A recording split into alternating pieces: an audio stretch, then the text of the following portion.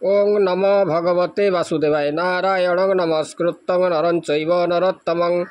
देवीं सरस्वती व्यासं ततो जयमुदीरयेत्। मूकं करोति वाचालं पङ्गुं लङ्घयते गिरिं यत्कृपातमहं वन्दे परमानन्दमाधवं। निगमकल्पतरुर्गलितं फलं सुखमुखदमृतद्रवसंयुतं पिबत भागवतं रसमालयं मुहुरहुः रसिका भुवि भावुकाः। आज आम अति बड़ी जगन्नाथ दासकृत ओडिया भागवत चतुर्थ स्कंदर 16 अध्याय आलोचना करवा। 16 अध्याय 16 मान 16 अध्याय आम आलोचना करवा। निषादंकर जन्म वर्णना करा जायछि। मैत्रेय कहिले जे अंगक वनगमन कलापर राज्य अराजक हेबारु पात्र मंत्री एवं ऋषि माने विचार करी बेड़ को राजसिंहासन में बसैले। बेड़ राजा हेबारु प्रजा माने हाहाकार कले। बेड़ ऋषि मानक कहिले जे से परम विष्णु, तेणु समस्त देवतांकर पूजा छाड़ी तांकर पूजा करने को हेब एवं यज्ञ मध्य बंद करने को पड़ो। बेड़ंकर आदेश सर्वत्र घोषित है। ऋषि माने तांको निकट को आसी बुझेले, मात्र बेड़ कहले बेड़ कहारी कथा शुणिले नहीं। ऋषि मान को बेड़ धमक देवारु जेतेबेले ऋषि मान को बेड़ धमक देवारु से माने वेदबाण प्रयोग कले। फल बेड़ जीवन हराई पड़ी रहिले। माँ सुनीता पुत्र बेड़र शरीर को तैल पात्र में रखिले। तेणे राज्य अपालक है। दुष्ट मानकर प्रभाव बढ़िला। तेणु ऋषि माने बेड़ंकर उरु मंथन कले। तेणु तांकर उरु मंथन करिबारु जन्म नेला निषाद। बेड़र देहरु पाप जो निषाद रूप में बाहरी गला। मैत्रेय उवाच भृगु अंगिरा मुनि जेते ऋषिये मिलिले समस्ते भाळन्ति अति मन दुखे प्रजा रक्षण अराजके बहन्ति जेबे नाही राजा दुष्टे लुचिबे जन प्रजा एमंत विचारी समस्ते बेणर जननी अग्रते राज्य रक्षणे धर्म कही सकल जने रुंड होई विचार करी अतिरेके बेणकु राज अभिषेके निज भुवने कले राजा जेडे रक्षित प्रजा जेडे रक्षित जन प्रजा दुष्ट जे थिले दुष्टपणे लुचिबे बोली प्रजा गणे बेणर राजपण कर्णे लुचिले शुणी घोर बने सुपर्ण डरे जेन्हे नागे पशिले गिरी घोर मार्गे बेण जे राज्य राजा होई राज संपत्ति गर्व बही स्वभावे दुष्ट दुराचार धर्मे न करई विचार आत्मा को सिद्ध प्राय मणि ऋषिंक वचन न शुणी लभिण अशेष विभूति मातिला जेन्हे मत हस्ती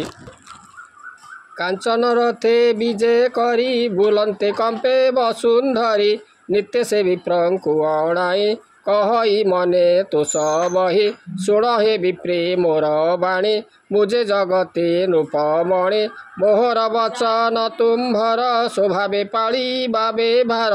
देख मोहर बेनी भुज अष्टदिग पालंक तेज मुझे प्रत्यक्षे भगवान देख मोहर वर्ण चिन्ह ब्राह्मण आदि चारि वर्ण पासे बसाई प्रजागण आत्मा को सिद्ध प्राय मणि कहई असंभव बाणी शुण सकल प्रजा जने ब्राह्मण आदि चारि बने मुराज्य यज्ञ न करिब पितृदेवता न पूजिब दान न देव विप्र हस्ते तीर्थ न जीव पाद गते संसारे धर्म कर्म जेते सकल समर्पिब मते मोतहु बड़ नाही आन मुझे प्रत्यक्षे भगवान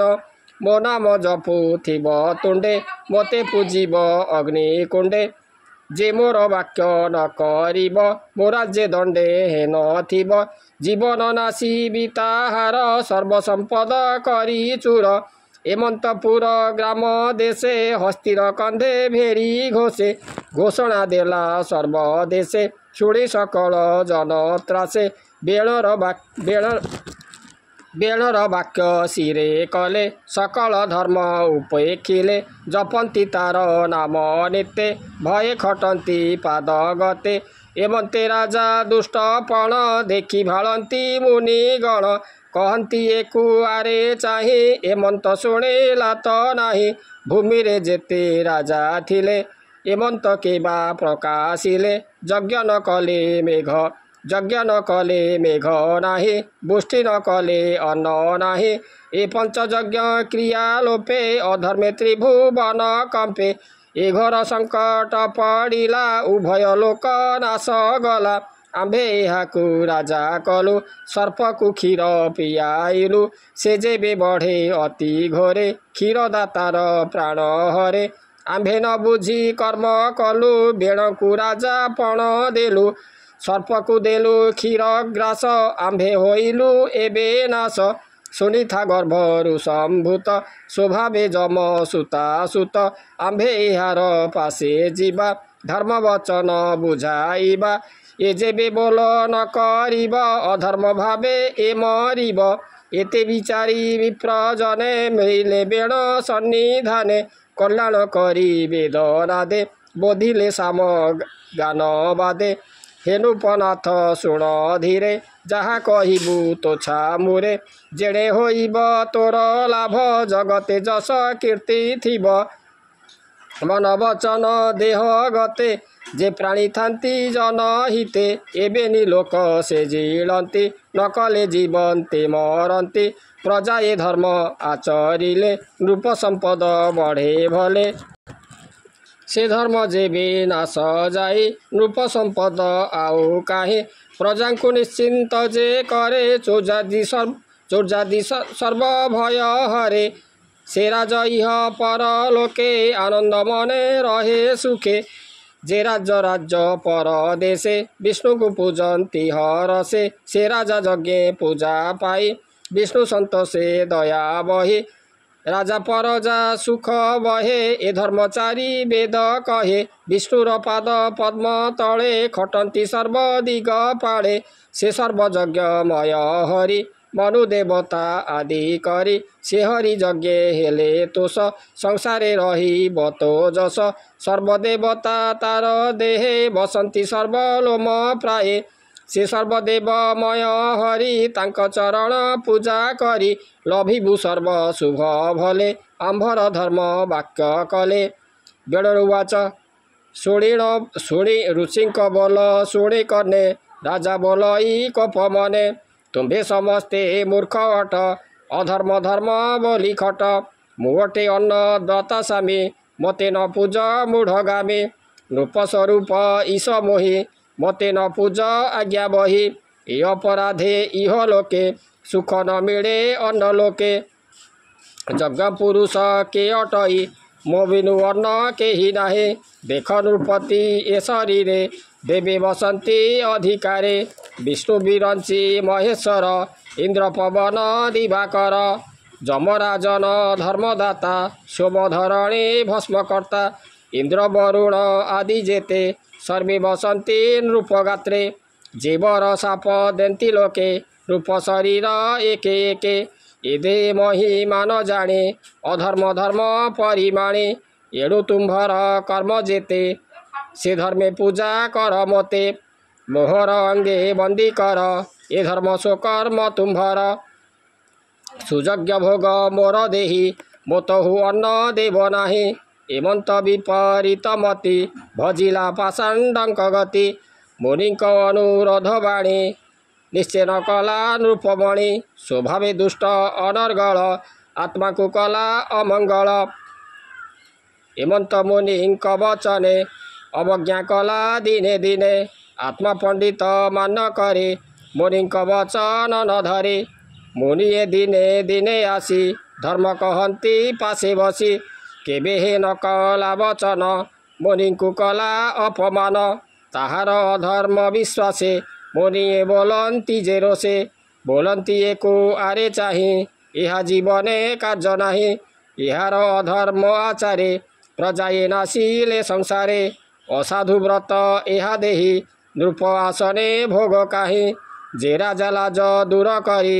यज्ञ निंदंती नरहरि केताहा सहे देह बही बेण को राज पणे थोई एमंते बेण पासे रही मुनि एक महाकोप बही हुंकार करी वेद बाणे प्रहार कले तार प्राणे अच्युत निंदा फल थिला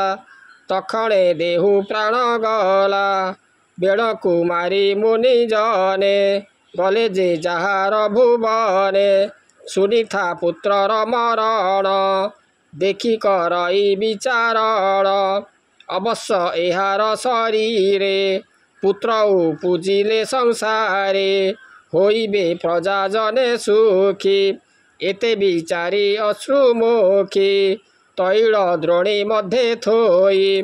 द्रोणी रे शरीर जलाई एही समय एक दिने सरजु जले विप्रजने निश्चिंते प्रातः स्नान करी होमे पूजिले नरहरि विष्णुर कथा गोष्ठी कले एमंते उत्पात देखिले शुभई लोके मुख घोष आनंदे वाद्य गीत रस प्रजाए अनाथ आतुरे भये पलांती गिरी घोरे मुनि चाहंती चारि दिगे धूଳି उड़िला वायु जोगे दुष्टे धामंती शस्त्र धरी डाकंती मार मार करी तांक चरण धूଳି बेगे आच्छादी उड़े दश दिगे दुष्टे लुटंती प्रजा धन अद्भुते शुभे घोर स्वन मुनिये प्रजा दुख देखी मने होइले गुरु दुखी बोलंती कलु मंद कृत प्रजाए होइले अनाथ राजा नथिले प्रजा काहे एमंत बोली दया बही बोलंती ब्राह्मण बेभारे संसारे पर उपकारे क्षीरु जे सने भिन्न भांडे जत्न करंती दंडे दंडे केबे हे नोहे से निरोध एमंत मणि शास्त्रवाद बोलंती अंग राजा वंशे धार्मिक राजा विष्णु अंशे से राजा गोविंद आश्रये राज्य पालने स्नेह बहे तार जीवन ए संसारे जियई पर उपकारे एते विचारी विप्रवरे पिंडवंथिले वेदस्वरे बाहुक नामे नरंशे अद्भुते होइले पुरुषे के कहु कुसें अंग तार अति दुर्बलता शरीर भ्रुकुटी कुटील बदन अरुण विराजे लोचन वृद्ध तरुण हृदुनाश ताम्रर प्राय मुंडकेश विप्रंक मुख कुअनाए कहई कि करिबि मोहे ताहार रूप देखि मने विचार कले मुनि जने देख अद्भुत एहा काए राजा आसने योग्य नुहे इहाकु आम्भे राजा कले संसार नासी बये भले एमंते विप्रे विचारिले निषाद बोली आज्ञा देले होइले बने हुआ राजा गिरी कानने तोर प्रजा निषाद गणे तोर वंशे बने रहिले गिरी देशे जेड़ु जेड़ु बेण देहे जे बेण देहे पाप थिला निषाद रूपे बने गला निर्बल देखी बेण अंगे पुणी मंथिले बाहु जुगे नारी पुरुष एक मेले जन्मिले वेद मंत्र बले कहई विप्र जगन्नाथ भाषा प्रबंधे भागवत इति श्रीमद्भागवते महापुराणे परमहंसां संहितायां 82 चतुर्थ स्कंधे निषाद जन्म कथने राजो नामकरणे नाम 16 अध्याय। ओम नमो भगवते वासुदेवाय।